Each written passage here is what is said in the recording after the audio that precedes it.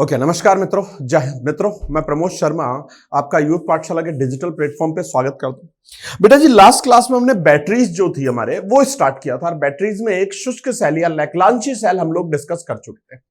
चलिए, इसी में अगला सेल जो आता है वो आता है मेरे पास मरकरी सेल। कौन सा आया? Mercury cell. बटन सेल भी कह सकते हो इनको हम लोग। देखिए बेटा जी, बटन सेल या मरकरी सेल में है क्या चीज?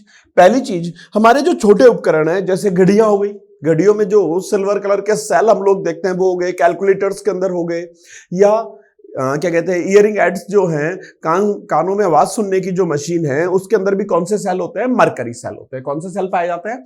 मरकरी सेल पाए जाते हैं। देखिए बेटा जी, अगर मरकरी सेल को डिस्कस करूं तो मरकरी सेल में बेसिकली होता क्या है? जेडन का एक चपटा सिलेंडर यूज करते हैं। किसका यूज करते हैं? जेडन का।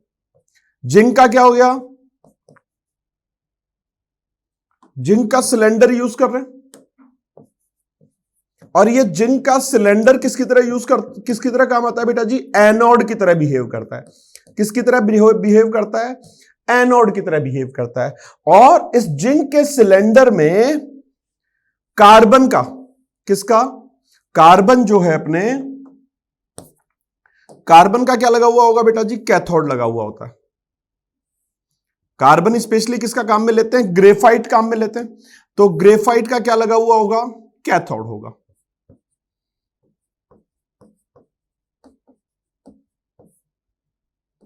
ये किसकी तरह बिहेव कर रहा है? कैथोड की तरह बिहेव कर रहा है। तो मरकरी सेल में हमने क्या किया? जेडन का तो हमने एनोड ले लिया। जेडन का पात्र या जेडन का जो सिलेंडर है वो किसकी तरह बिहेव कर रहा है? एनोड की तरह व्यवहार कर रहा है। किसकी तरह कर रहा है बेटा जी? एनोड की तरह व्यवहार कर रहा है। क्लियर? और इसके अंदर क्या रख दिया हमने? ग्रेफाइट का कैथोड लगा दिया। देखिए बेटा जी, इसके अंदर अगर डिस्कस करूं मरकरी सेल में तो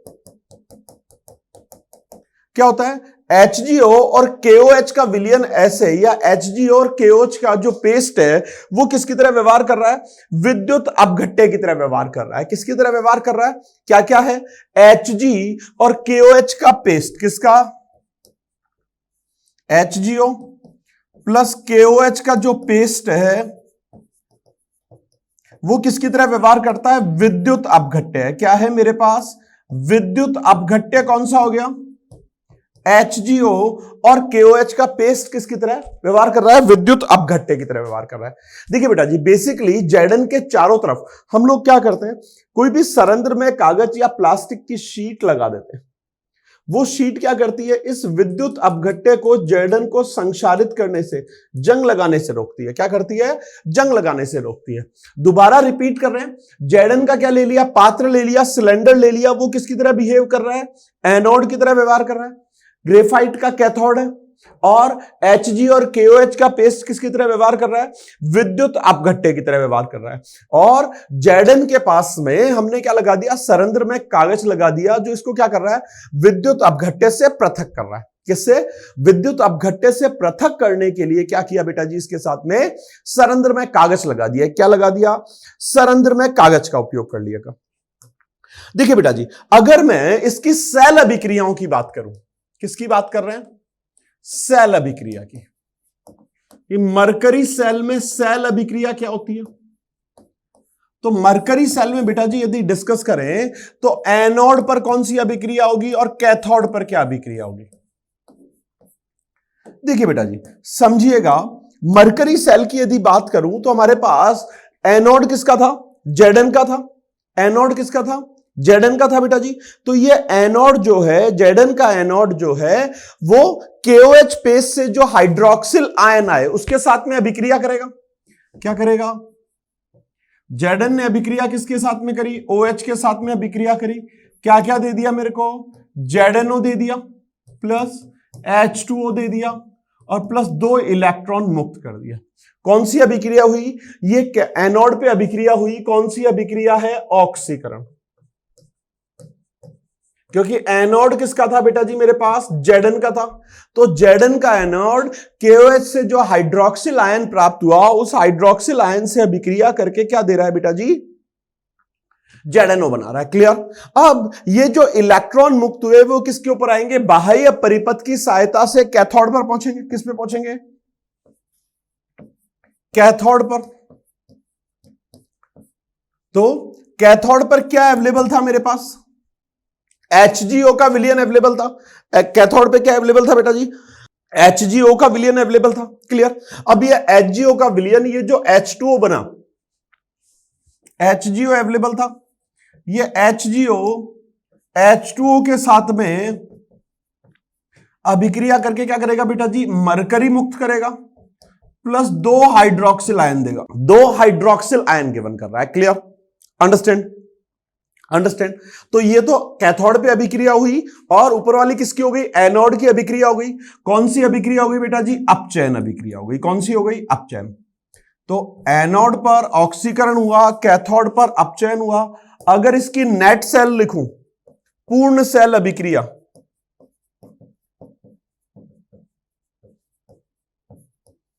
तो पूर्ण सेल अभिक्रिया क्या हुई? Zn रिएक्शन कर रहा है HgO से और क्या गिवन कर रहा है बेटा जी मेरे को? ZNO दे रहा है और Hg दे रहा है। ये क्या हो गई बेटा जी? इसकी नेट सेल अभिक्रिया हो गई। क्या हो गई?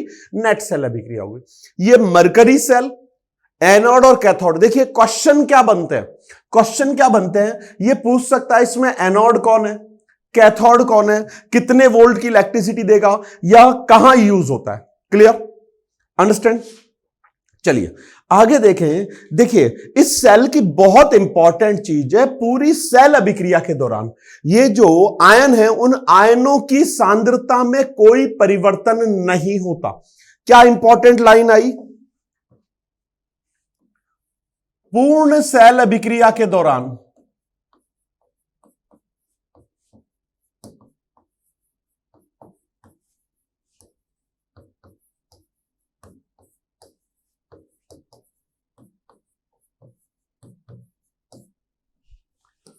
आयनों की सांद्रता में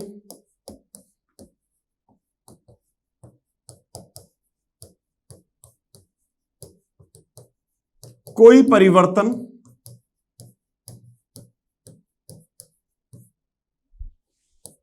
नहीं होता। यानी मरकरी सेल ऐसा सेल है जिसमें आयनों की सांद्रता में, जब तक सेल में क्रियाकारक है, उसकी आयनों की सांद्रता के अंदर कोई परिवर्तन नहीं होता। अब उसका प्रभाव क्या पड़ा? यानी जब तक रिएक्टेंट जो है, अभिकारक है, वो जब तक पूरा समाप्त नहीं होता, ये क्या देगा मेरे को? स्थिर वोल्टता की विद्युत धारा देगा। परिणाम क्या आया?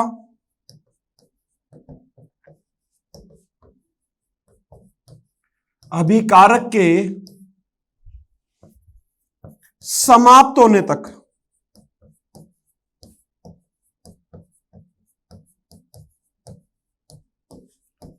स्थिर वोल्टता की विद्युत धारा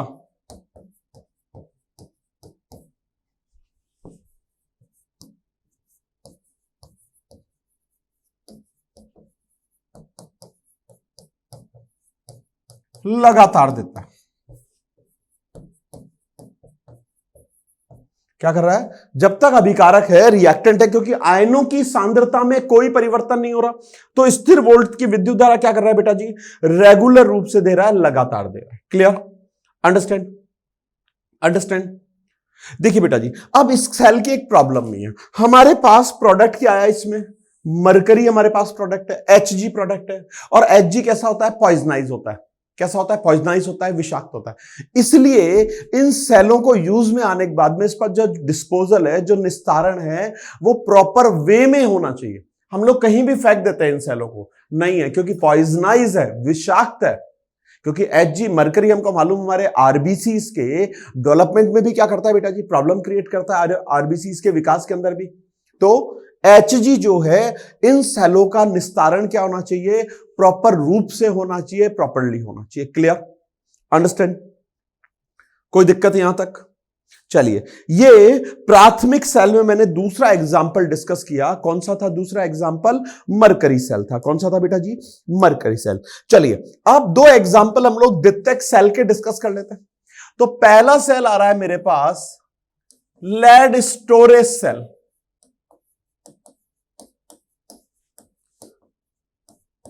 सीसा संचायक सेल भी बोल लीजिए, लेड स्टोरेज सेल, सीसा संचायक सेल भी इसी का एग्जांपल है, इसी का नाम है। देखिए बेटा जी, लेड स्टोरेज सेल जो है, सीसा संचायक सेल है, वो बेसिकली क्या है?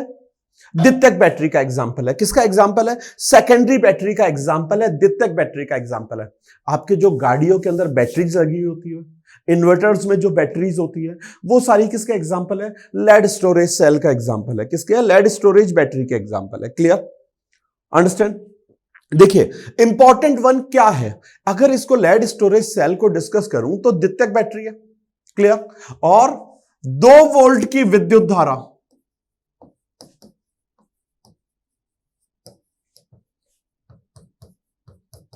कितने वोल्ट की विद्युत धारा दे रही है बेटा जी? 2 वोल्ट की विद्युत धारा दे रही है। अतः कई लेड स्टोरेज सेल को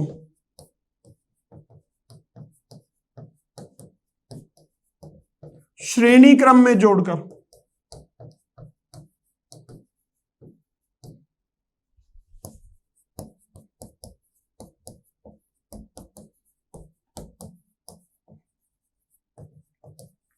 विद्युत धारा की मात्रा को क्या कर सकते हैं बेटा जी? बढ़ा सकते हैं। क्या कर सकते हैं? विद्युत धारा की जो मात्रा थी उसको हम लोग क्या कर सकते हैं बेटा जी? बढ़ा सकते हैं। तो लेड स्टोरेज सेल में बेसिकली एक जो सेल का पार्ट है वो 2 वोल्ट की विद्युत धारा दे रहा है। आपने देखा होगा हमारे जो गाड़ियों की इन्वर्टर्स की या गाड़ियों की बैटरी होती है, अलग अलग पार्ट बने हुए होते हैं, वो अलग अलग श्रेणी क्रम में जोड़ा हुआ है। तो कई को अगर 3 को जोड़ूंगा तो 6 वोल्ट की विद्युत धारा प्राप्त हो गई। 6 लेड स्टोरेज सेल को यदि मैंने श्रेणी क्रम में जोड़ दिया तो क्या हो गई? मेरे को 12 वोल्ट की विद्युत धारा प्राप्त हो गई। क्लियर? अंडरस्टैंड? अंडरस्टैंड? चलिए देखिए बेटा जी, बेसिकली अगर इस लेड स्टोरेज सेल को डिस्कस करूं तो लेड स्टोरेज सेल क्या है? जो हमारे एनोड है वो पीबी का बना हुआ होता है। क्या होता है?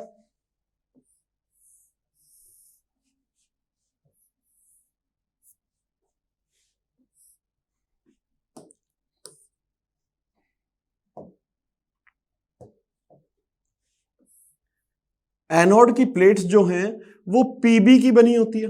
कई एनोड्स की प्लेट को हम लोग जोड़ देते हैं।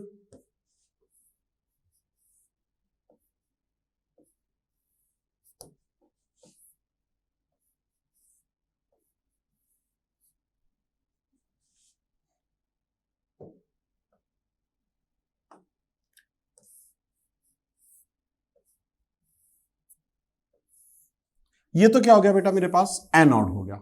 तो एनोड जो है वो किसका बना हुआ है? पीबी का बना हुआ।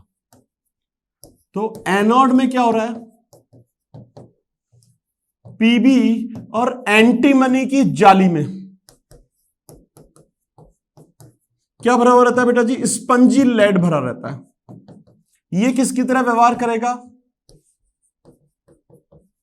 एनोड की तरह व्यवहार करेगा। किसकी तरह व्यवहार करेगा बेटा जी? एनोड की तरह। तो रिमेंबर रखना है, लेड स्टोरेज सेल में एनोड क्या है मेरे पास? पीबी का है। एनोड किसका है? पीबी का। कैसे है? जो प्लेट थी, जो जाली थी, प्लेट में क्या है? जाली बनी है, उसमें क्या भरा हुआ है? स्पंजी लेड भरा हुआ है। क्या भरा हुआ है बेटा जी? स्पंजी लेड भरा हुआ है। क्लियर? अंडरस्टैंड? दूसरी बात करूं तो जो कैथोड है बेटा जी मेरा,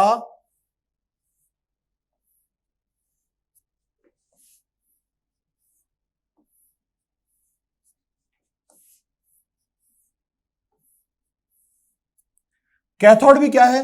पीबी एंटीमनी की जाली के अंदर क्या भरा हुआ होता है? PbO2 भरा हुआ होता है। क्या भरा हुआ होता है? PbO2। तो कैथोड में क्या हो रहा है बेटा जी?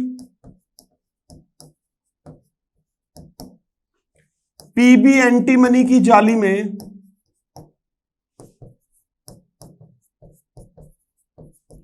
PbO2 का पाउडर, चूर्ण भरा रहता है। पाउडर बोल लो, चूर्ण बोल लो। तो एनोड जो है वो किसका हो गया? पीबी का हो गया। और कैथोड जो आया मेरे पास, वो कैथोड किसका हो गया बेटा जी? PbO2 का हो गया। दोबारा समझ लीजिएगा, पीबी एंटीमनी की जाली में अगर स्पंजी लेड भरा है तो वो किसकी तरह व्यवहार करेगा? एनोड की तरह व्यवहार करेगा। और उसमें अगर वही एंटीमनी पीबी की जाली के अंदर यदि मैंने PbO2 का पाउडर फिल कर दिया तो वो किसकी तरह व्यवहार करेगा बेटा जी? किसकी तरह व्यवहार करेगा? कैथोड की तरह व्यवहार करेगा। क्लियर? अंडरस्टैंड? अंडरस्टैंड? अब कैथोड और एनोड की बहुत सारी प्लेट, जैसे हमने यहां 3 प्लेट ले ली, तो कैथोड एनोड की बहुत सारी प्लेटों को, कई प्लेटों को किसमें जोड़ते हैं? श्रेणी क्रम में जोड़ते हैं। कैसे जोड़ते हैं? श्रेणी क्रम में। तो क्या हुआ इसमें?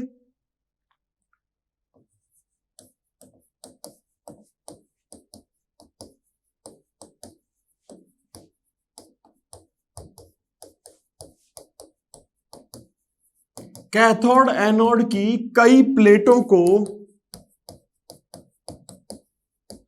श्रेणी क्रम में जोड़ा जाता है। किसमें जोड़ा जाता है बेटा जी? श्रेणी क्रम में जोड़ा जाता है। क्लियर? समझ में आ रही है चीज? समझ में आ रही है चीज? तो कैथोड एनोड की प्लेटों को क्या किया बेटा जी? हमने श्रेणी क्रम में जोड़ दिया। अब ये जो प्लेट है उसको किसमें रख दिया? तनु H2SO4 के विलयन के अंदर रख दिया। किसमें रख दिया? तनु H2SO4 के विलयन में। तो इन प्लेटों को हमने क्या किया बेटा जी? डाइल्यूट H2SO4 के विलयन में रखा है। किसमें रखा है? डाइल्यूट H2SO4 के विलयन के अंदर रखा है, जिसका डाइल्यूट H2SO4 का मतलब क्या हो गया? अराउंड 38% का। और इसका घनत्व होता है बेटा जी, इस विलयन का घनत्व होता है 1.30 ग्राम प्रति सेंटीमीटर क्यूब। तो इन प्लेटों को किसमें रख दिया? डाइल्यूट H2SO4 के विलयन के अंदर रख दिया, जिसका परसेंटेज है, जिसकी सांद्रता है 38% और घनत्व कितना है? 1.30 ग्राम सेंटीमीटर क्यूब है। क्लियर? अंडरस्टैंड? और इस सारे सिस्टम को किसी भी हार्ड प्लास्टिक के अंदर रखा हुआ है। किसमें रखा हुआ है? हार्ड प्लास्टिक में रखा हुआ है। देखिए बेटा जी, समझिएगा, जब आप सेल को उपयोग में लेते हैं, यानी सेल जब डिस्चार्ज होता है, तो अगली चीज हम लोग डिस्कस कर रहे हैं, डिस्चार्ज होने पर या उपयोग में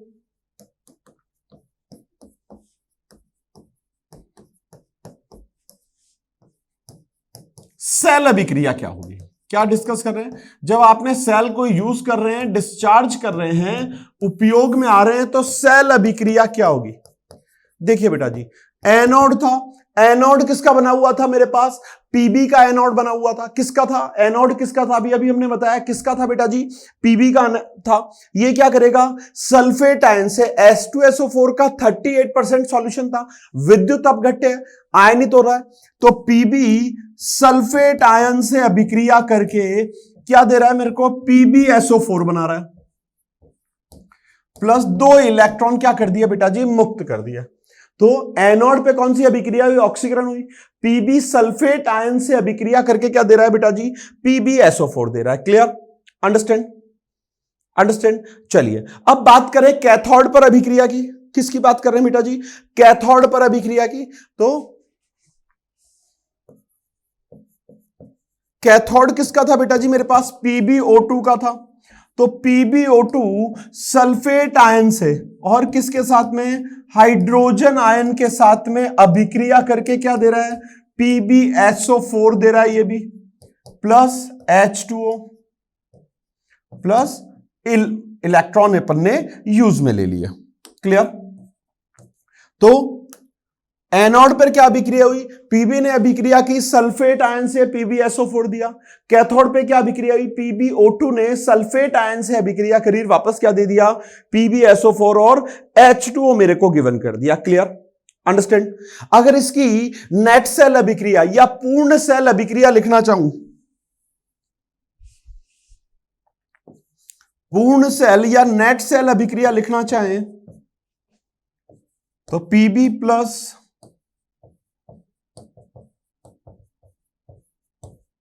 क्या दे रहा है? ये PbSO4 और H2O गिवन कर रहा है। तो ये हो गई मेरी नेट सेल अभिक्रिया। तो ये कौन सी अभिक्रिया हुई? जब आप सेल को उपयोग में ले रहे हैं, सेल डिस्चार्ज हो रहा है, तो ये क्या हो गई? नेट सेल अभिक्रिया हो गई। क्लियर? अंडरस्टैंड? देखिए बेटा जी, जैसे जैसे सेल को उपयोग में लेते हैं, वैसे वैसे क्या होता है? H2SO4 की मात्रा क्या हो जाती है? कम हो जाती है। तो सेल को उपयोग में लेने पे क्या हो रहा है? H2SO4 जो था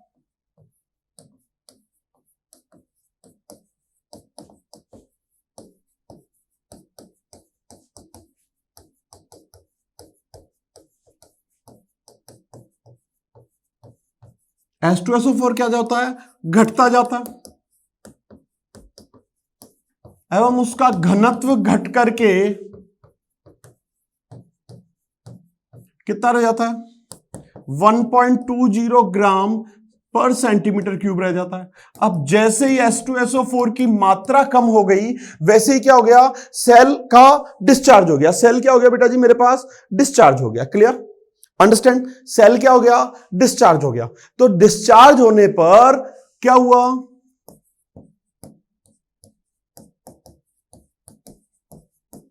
H2SO4 की मात्रा घटती है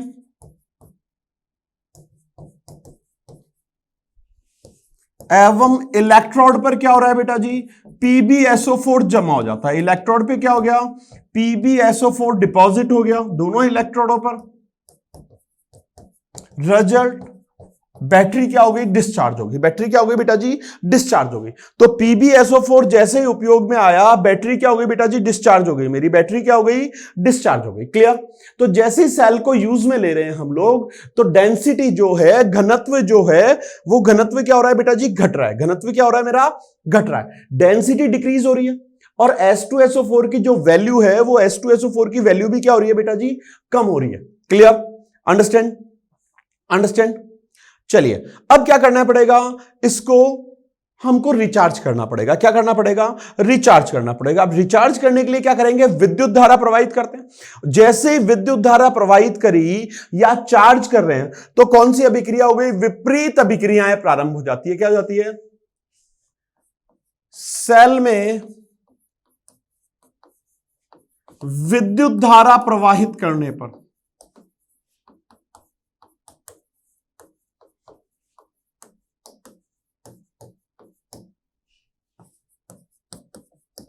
सेल चार्ज होता है एवं सेल अभिक्रिया क्या हो जाती है बेटा जी, विपरीत हो जाती है।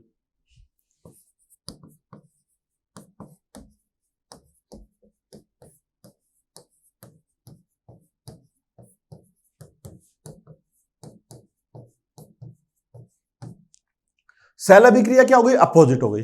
यानी इस कंडीशन में जब आप सेल को चार्ज कर रहे हैं, क्या कर रहे हैं बेटा जी, सेल को चार्ज कर रहे हैं, रिजल्ट क्या हो रहा है, एनोड किसकी तरह व्यवहार कर रहा है, कैथोड की तरह व्यवहार कर रहा है।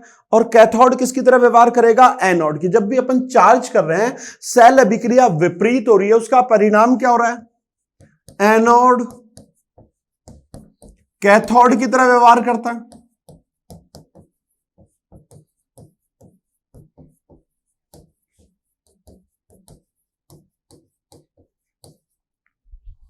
एवं कैथोड किसकी तरह व्यवहार करेगा, एनोड की तरह व्यवहार करता है। यानी सेल अभिक्रिया क्या हो गई बेटा जी, अपोजिट हो गई। सेल अभिक्रिया क्या हो गई, अपोजिट हो गई। एनोड कैथोड की तरह व्यवहार कर रहा है, कैथोड किसकी तरह व्यवहार कर रहा है बेटा जी, एनोड की तरह व्यवहार कर रहा है। और सेल रिएक्शन जो है अपनी, वो सेल रिएक्शन क्या हो गई, अपोजिट हो गई। Clear, understand, understand. अब ये जो नए कैथोड और एनोड बन गए, तो बेटा जी कैथोड पे क्या होगा, अपचयन होगा। यानी एनोड किसकी तरह व्यवहार कर रहा है, कैथोड की तरह व्यवहार कर रहा है। और इस पे क्या जमा हुआ था मेरे पास, PbSO4 जमा हुआ था। तो क्या लिख रहे हैं, डिस्चार्ज पर सेल अभिक्रिया। क्या लिख रहे हैं बेटा जी, डिस्चार्ज पर सेल अभिक्रिया लिख रहे हैं। यानी सॉरी, रिचार्ज पर लिखेंगे, डिस्चार्ज की तो कर ही चुके। रिचार्ज पर सेल अभिक्रिया। तो बेटा जी जो एनोड था वो किसकी तरह व्यवहार कर रहा था मेरे, अब कैथोड की तरह व्यवहार कर रहा है। तो सेल अभिक्रिया क्या हो जाएगी, अपचयन अभिक्रिया क्या हो जाएगी। देखो एनोड पे क्या प्राप्त हुआ था, अभी हम देख के आए थे, PbSO4 प्राप्त हुआ था। तो ये PbSO4 ब्रेक डाउन होगा, क्या देगा, Pb plus SO4 2 minus ion plus 2 electron. क्या दे रहा है, PbSO4 क्या हुआ बेटा जी, ब्रेक डाउन हुआ। कौन सी अभिक्रिया हुई, अपचयन की अभिक्रिया हुई। क्लियर। तो PbSO4 जो था वो PbSO4 क्या हो रहा है बेटा जी, ब्रेक डाउन हो रहा है, टूट रहा है वापस एनोड पे मेरे पास। तो विद्युत धारा जो अपने आउटर सोर्स से लगाई, उससे PbSO4 2 इलेक्ट्रॉन ग्रहण करके किसमें टूट गया बेटा जी, Pb में टूट गया और SO4 के अंदर टूट गया। Clear, understand. जस्ट उसी की अपोजिट है, देखिए ये जो रिएक्शन थी हमारे पास, इसी रिएक्शन की जस्ट अपोजिट रिएक्शन है। क्लियर। अब ये तो कौन सा हो गया, ये कौन सी अभिक्रिया हो गई बेटा जी, अपचयन अभिक्रिया हो गई मेरे पास। कौन सी अभिक्रिया हो गई, अपचयन अभिक्रिया हो गई। अगर मैं ऑक्सीकरण अभिक्रिया डिस्कस करूं तो क्या था मेरे पास,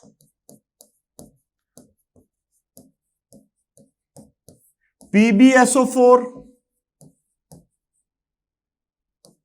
प्लस क्या प्राप्त हुआ था, H2O प्राप्त हुआ था। क्या प्राप्त हुआ था बेटा जी, H2O प्राप्त हो रहा है। तो ऑक्सीकरण में क्या हो रहा है इस अभिक्रिया में, वापस क्या बन गया मेरा, PbO2 बन गया plus SO4 ion plus H plus. Clear, understand. और क्या हुआ, 2 इलेक्ट्रॉन वापस मुक्त हो गए। तो ये कौन सी अभिक्रिया हो गई, रिचार्ज की अभिक्रिया हो गई। कौन सी अभिक्रिया हो गई, रिचार्ज की अभिक्रिया हो गई। यानी ये अभिक्रिया और ये जो स्टार्टिंग में एनोड था, अब विद्युत धारा प्रवाहित करने पर किसमें बदल गया, कैथोड पर।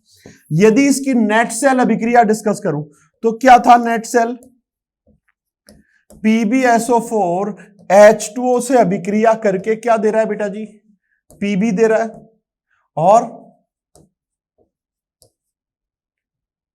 PbO2 दे रहा है, प्लस क्या दे रहा है मेरे को, H2SO4 दे रहा है, प्लस क्या दे रहा है मेरे को, H2SO4 दे रहा है। तो ये कौन सी हो गई, रिचार्ज करने पर नेट सेल अभिक्रिया हो गई। Clear, understand, understand. तो ये रिचार्ज करने पे अभिक्रिया थी। Clear, understand, understand. देखिए इस सेल की कुछ प्रॉब्लम्स भी है। प्रॉब्लम्स क्या है, जैसे अपन इसको यूज करते हैं, Pb किस में कन्वर्ट हो रहा है, PbSO4 में हो रहा है। लेकिन जब आप इसको रिचार्ज कर रहे हैं तो ये जो 100% PbSO4 था, यह पूरा का पूरा वापस Pb और PbO2 के अंदर नहीं बदलता। क्या हो रहा है, पूरा वापस Pb और PbO2 में नहीं बदलता है। तो धीरे धीरे क्या होगा, इलेक्ट्रोड पे जमा होता रहेगा, जिससे इलेक्ट्रोड की क्षमता क्या हो गई, कम हो जाएगी। क्लियर। लेकिन फिर भी अन्य कंपेयर में अगर अदर बैटरीज डिस्कस करें, उसके कंपेयर में इसकी लाइफ टाइम ज्यादा उपयोगी है, बार बार उपयोग में कर सकते हैं, लगभग 3 से 4 साल तक यूजफुल आता है। Clear, understand. तो ये कौन सा था बेटा जी मेरे पास, लेड स्टोरेज सेल था, सीसा संचायक सेल था। Clear, understand. नेक्स्ट, इसी द्वितीयक बैटरी में हम एक और चीज डिस्कस करेंगे। कौन सा डिस्कस करेंगे, निकेड सेल, निकल कैडमियम सेल या निकल कैडमियम बैटरी। ये भी द्वितीयक बैटरी का एग्जांपल है। निकेड सेल भी क्या है बेटा जी, द्वितीयक बैटरी का एग्जांपल है, सेकेंडरी बैटरी का एग्जांपल है। Clear, understand. आपके फोन्स के अंदर, पेजर्स के अंदर, इनके अंदर बेसिकली इस प्रकार की बैटरियां यूज होती थी। बट आजकल निकेड की जगह ज्यादातर जो यूज हो रही है वो कौन सी है, लियॉन बैटरियाज है या लिथियम आयन बैटरियाज हम लोग आजकल यूज कर रहे हैं। देखिए बेटा जी क्या करता है, 1.4 वोल्ट की विद्युत धारा देता है। कितनी देता है, 1.4 वोल्ट की विद्युत धारा देता है। कितनी दे रहा है, 1.4 वोल्ट की विद्युत धारा निकेड रेगुलरली उपयोग में देता। क्लियर। देखिए बेटा जी अगर डिस्कस करूं तो इसमें जो एनोड है, एनोड किसका बना होता है, कैडमियम का बना हुआ होता है। एनोड किसका है,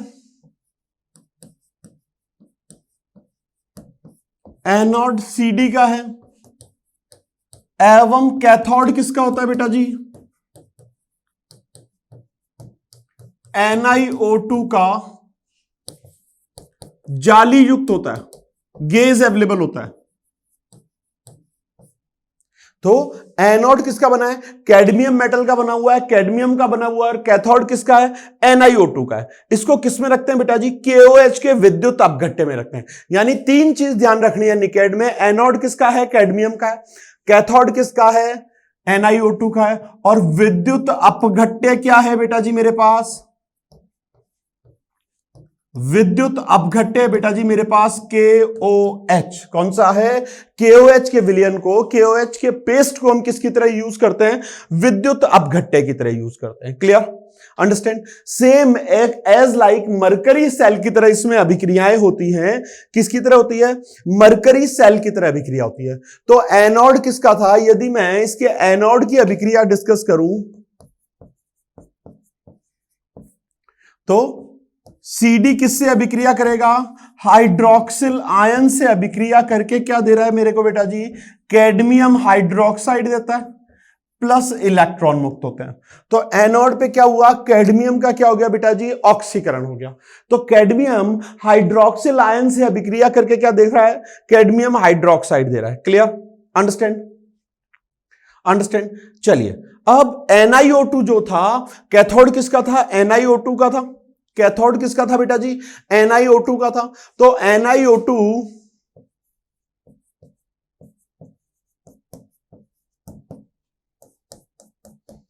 H2O के साथ में KOH का विलयन था, तो मेरे पास क्या अवेलेबल होगा, H2O अवेलेबल होगा।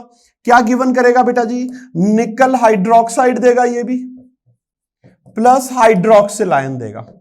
क्या देगा, हाइड्रोक्सिल आयन देगा। Clear, understand. देखिए अगर इसकी सेल अभिक्रिया लिखना चाहूं, क्या लिखना चाह रहे हैं, अगर इसकी सेल अभिक्रिया हम लोग लिखना चाहें, नेट सेल अभिक्रिया लिखना चाहें, तो दोनों को ऐड कर देंगे।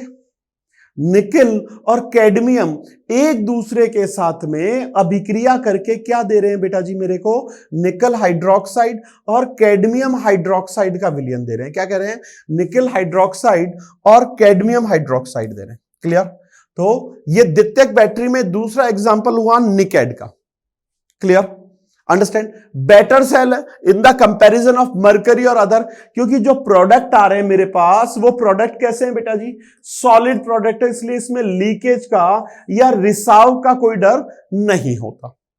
Clear, understand. इसलिए क्या कर सकते हैं, इसको आसानी से सील किया जा सकता है। क्लियर, चलिए अंडरस्टैंड। चलिए नेक्स्ट वन हम लोग डिस्कस कर रहे हैं बेटा जी। नेक्स्ट वन आता है मेरे पास ईंधन सेल। कौन सा आया, ईंधन सेल या फ्यूल सेल। देखिए फ्यूल सेल को यदि डिस्कस करूं तो फ्यूल सेल में बेसिकली क्या है, किसी भी ईंधन की दहन ऊर्जा जो थी उस दहन ऊर्जा को किस में बदला जाता है, विद्युत ऊर्जा में बदला जाता है। अर्थात ईंधन ऊर्जा को किस में बदल रहे हैं, दहन ऊर्जा में बदल रहे हैं। क्यों, क्योंकि बेसिकली अगर मैं कंबस्टन को या दहन अभिक्रिया को भी डिस्कस करूं तो वो भी किसका एग्जांपल है, रेडॉक्स का एग्जांपल है। किसका एग्जांपल है, रेडॉक्स अभिक्रिया। तो ईंधन सेल में बेसिकली दहन अभिक्रिया, दहन ऊर्जा को किस में बदलते हैं, विद्युत ऊर्जा में बदलते हैं। क्या कर रहे हैं, दहन या ईंधन ऊर्जा को विद्युत ऊर्जा में बदलते हैं। किस में बदलते हैं, विद्युत ऊर्जा में बदलते हैं। देखिए अब क्वेश्चन बनता है साहब, फ्यूल सेल में या ईंधन सेल में एज ए फ्यूल किस किस का उपयोग कर सकते हैं। क्लियर, तो फ्यूल के रूप में बेटा जी कोई भी हाइड्रोकार्बन यूज कर सकते हो आप। क्या यूज कर सकते हैं, अपने जनरेटर जो है वो बेसिकली फ्यूल सेल का ही उदाहरण है। तो ईंधन के रूप में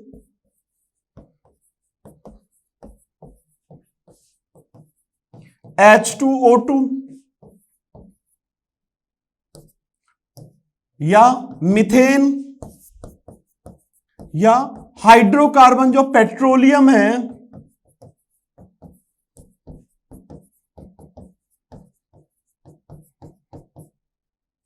उसका उपयोग करते हैं।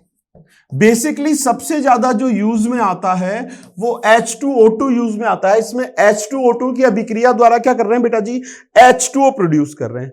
क्या कर रहे हैं, H2O प्रोड्यूस कर रहे हैं। यानी H2O2 ईंधन सेल में बेसिकली कोई पॉल्यूशन नहीं होता। क्या नहीं होता, अगर मैं H2O2 सेल को डिस्कस करूं तो H2O2 ईंधन सेल जो था ना उसमें कोई पॉल्यूशन नहीं होता मेरे पास।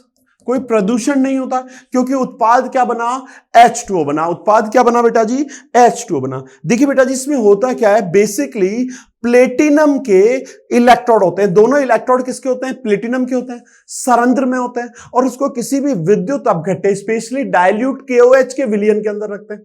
किसमें रखते हैं, डाइल्यूट KOH के विलयन के अंदर रखते हैं। क्लियर। अब एनोड पे क्या करते हैं, हाइड्रोजन गैस प्रवाहित करते हैं। एनोड पे क्या करते हैं बेटा जी, हाइड्रोजन गैस प्रवाहित करते हैं।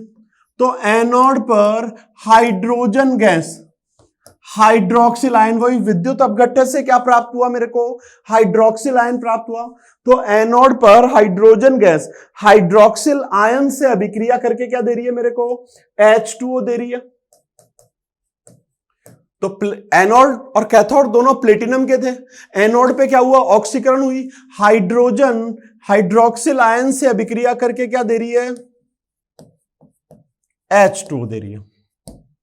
देखिए दूसरी चीज अगर डिस्कस करूं कैथोड की, तो कैथोड के पे क्या करते हैं, ऑक्सीजन गैस प्रवाहित करते हैं। क्या करते हैं, ऑक्सीजन गैस प्रवाहित करते हैं। और ये ऑक्सीजन क्या कर रहा है बेटा जी, H2 से अभिक्रिया करके, H2O से अभिक्रिया करके वापस क्या दे रहा है, हाइड्रोक्सिल आयन प्रवाहित करता है।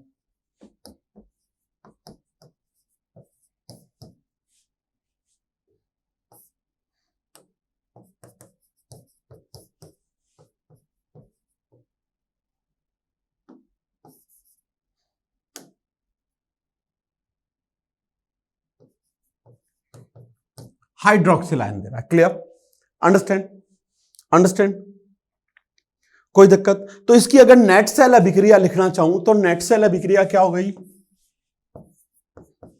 ये इसकी नेट सेल अभिक्रिया होगी बेटा जी। तो एज ए प्रोडक्ट क्या प्राप्त हुआ मेरे को, H2O प्राप्त हुआ। कोई प्रदूषण नहीं हो रहा, इसलिए ईंधन सेल ज्यादा उपयोगी हो जाते हैं। Clear, understand. पहली बार ये जो H2O2 ईंधन सेल था उसका उपयोग किया गया था बेटा जी अपोलो अंतरिक्ष यान में, और इनका बहुत लंबे समय तक हम लोग उपयोग कर सकते हैं।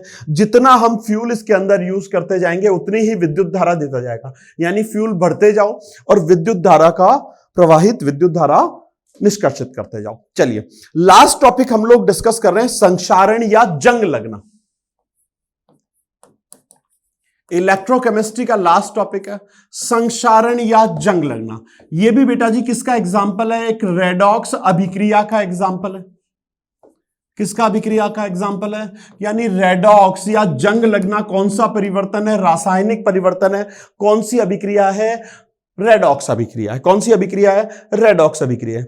देखिए बेटा जी अगर मैं डिस्कस करूं संक्षारण या जंग लगने का मतलब क्या हुआ, तो धातुएं जो हैं वो वायुमंडल में उपस्थित विभिन्न गैसों या तत्वों के साथ में अभिक्रिया करके उनके ऑक्साइड, हाइड्रोक्साइड या हैलाइड्स के अंदर परिवर्तित हो या कार्बोनेट के अंदर परिवर्तित हो, रिजल्ट धातुओं की मात्रा में क्या हो रही है, कमी हो रही है। इसी को हम लोग क्या कह रहे हैं, संक्षारण कह रहे हैं।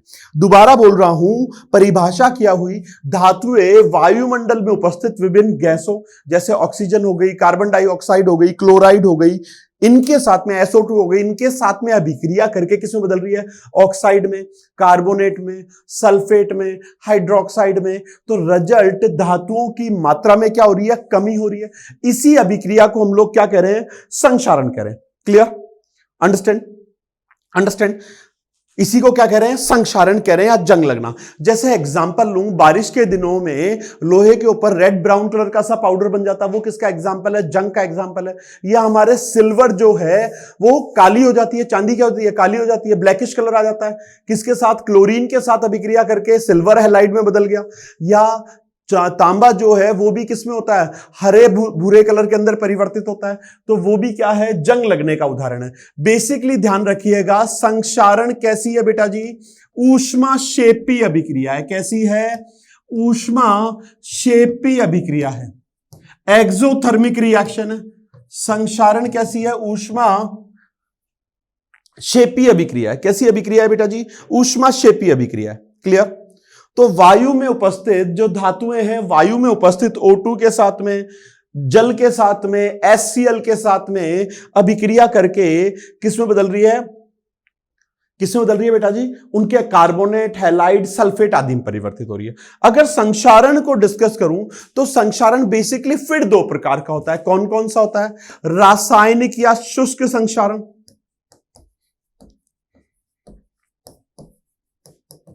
तो रासायनिक या शुष्क संक्षारण में बेटा जी क्या हो रहा है? जो धातुएं हैं वो धातुएं क्या कर रहे हैं? इसमें नमी अनुपस्थित होती है, यानी H2O की अनुपस्थिति में। किसमें हो रही है? H2O की अनुपस्थिति में धातुएं जो हैं वायु में उपस्थित HCl के साथ में, SO2 के साथ में, H2S के साथ में, Cl2 के साथ में अभिक्रिया करके किसमें बदल रही है? कौन कौन सी है? HCl, Cl2, SO2, किसमें? वायु में उपस्थित इनके साथ में या H2S गैस के साथ में अभिक्रिया करके सल्फेट, सल्फाइड या क्लोराइड से बदलती है। तो इसको क्या कह रहे हैं अपन? शुष्क संक्षारण कह रहे हैं। क्लियर? अंडरस्टैंड? दूसरा आता है बेटा जी मेरे पास नम संक्षारण। क्लियर? दूसरा कौन सा आया? नम संक्षारण या गीला संक्षारण बोल सकते हो। विद्युत रासायनिक या नम संक्षारण।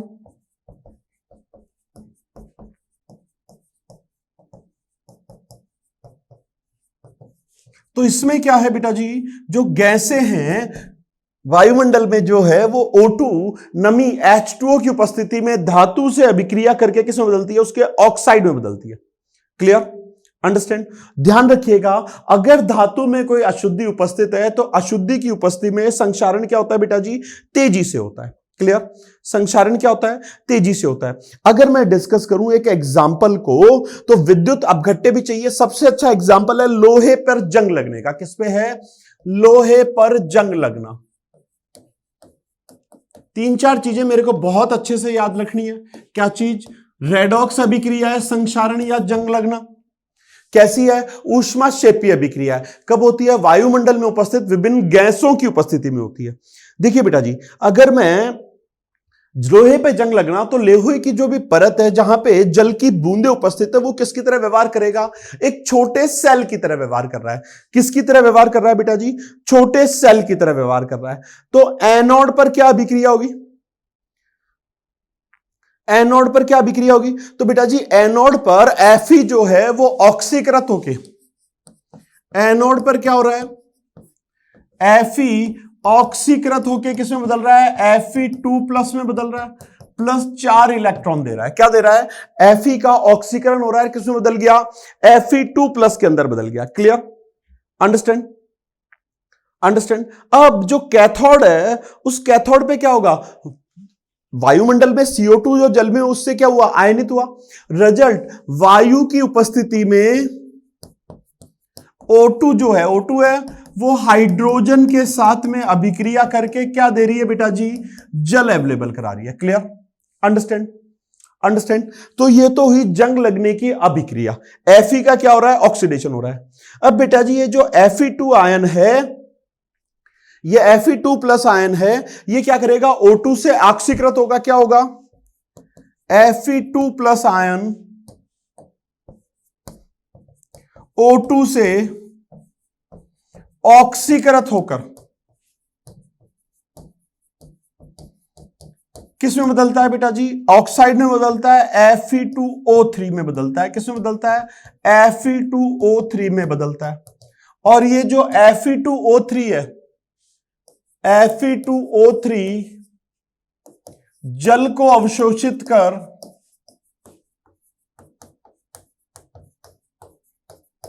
जंग में बदलता है।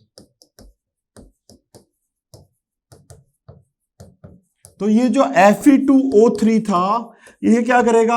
XH2O एब्जॉर्ब करेगा। और ये क्या हो गया बेटा जी? इसी को हम लोग बोलते हैं जंग का फॉर्मूला। अगर कहीं क्वेश्चन आ जाता है जंग का फॉर्मूला क्या है, तो ये जंग का फॉर्मूला है हाइड्रेटेड फेरस हाइड्रोक्साइड। Fe2O3 क्या है? जंग का फॉर्मूला है। कैसा होता है? लाल भूरे कलर का पाउडर होता है। कैसा होता है बेटा जी? लाल भूरे कलर का पाउडर होता है। क्लियर?